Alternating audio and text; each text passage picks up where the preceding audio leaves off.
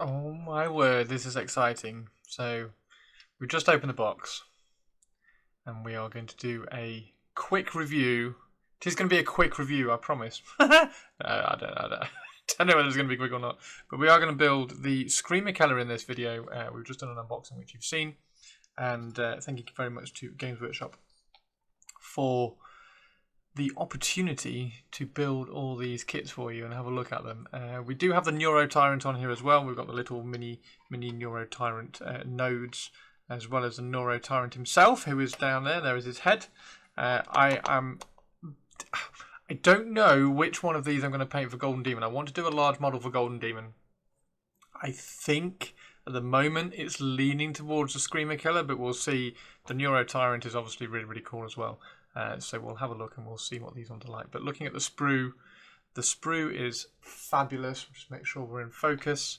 The sprue's fab. They are push fit. I am going to kind of talk you through some of the little tips and tricks that I do when I'm building push fit stuff. And I also have a little bit of a plan, because some of these, you know what I'm like, I've just got to make them a bit bigger. So this is a claw from a Carnifex kit. So I'm going to try and splice that claw onto just the top pair of claws on the new Screamer Killer and see how it looks.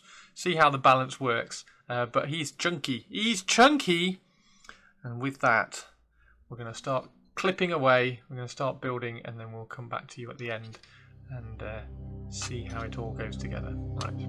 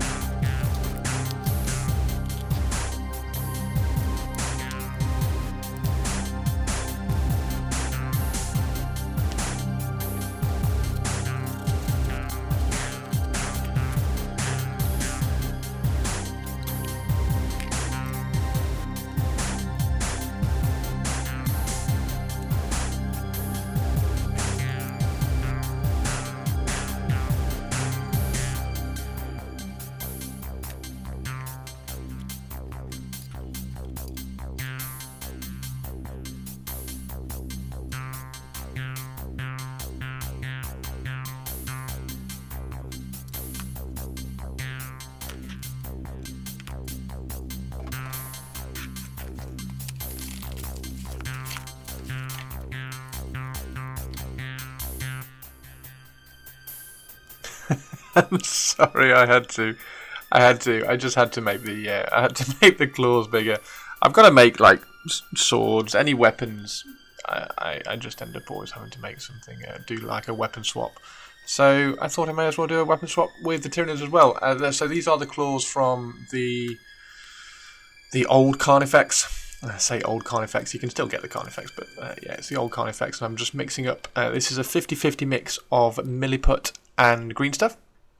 It's really, really good. It's a very, very... so it takes the properties of Milliput and green stuff and kind of merges them together. So green stuff is one of the downsides to green stuff is it's very elastic, and one of the downsides to Milliput is that it's very brittle. So if you combine those, you kind of get the best of both worlds.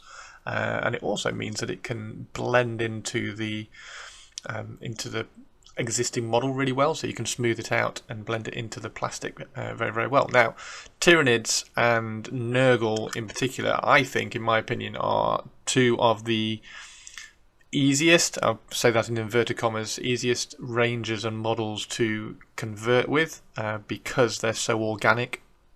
So if you make I don't want to say mistake, but if you make something that's not particularly clean, or you've got a little kind of gouge in some of your sculpting or something like that, then you can hide it in the painting and you won't notice it because the whole model is so organic, then it just looks like another piece of organic matter sort of thing. So what I'm doing here is there's a gap between, and I purposefully kind of left this gap as well. I didn't try to join these claws onto the ends of the arms as well as I could, as well as I maybe would do if it was a marine arm or something like that. I would trim it a lot more. I mean, these ones are literally just clipper